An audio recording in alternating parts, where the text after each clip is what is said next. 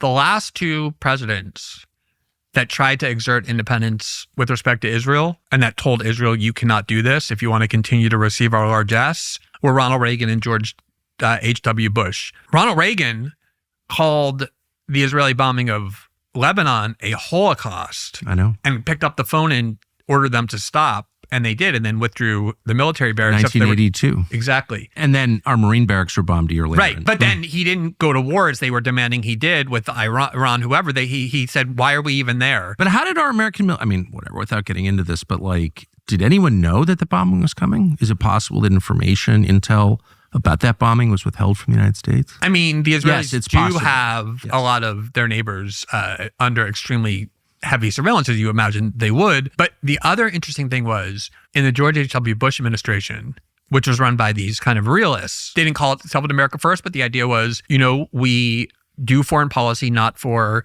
benevolence to other countries. We don't rebuild other countries. We prioritize American interests, people like James Baker and Brent Scowcroft. And their argument was what American presidents have always said, which is that one of the worst threats to American national interests in the Middle East is the ongoing Palestinian-Israeli conflict. And the expansion of Israeli settlements in the West Bank was a direct threat to American interests. And James Baker said, as part of the State Department policy, if you continue to expand West Bank settlements, which prevent an Israeli-Palestinian two-state solution that harm our interests, we're going to cease giving you the loan guarantees that you desperately need. And what happened was there was this massive smear campaign. You can go read it in any newspaper. I remember it was led by Bill Clinton, who was preparing to run against George H.W. Bush, calling the Bush administration anti-Semite, suggesting that they were inflaming anti-Semitism by disagreeing with Israel in public. And since then, there has been no president. Well, there's also evidence that there are plans to commit violence against George H.W. Bush, the president.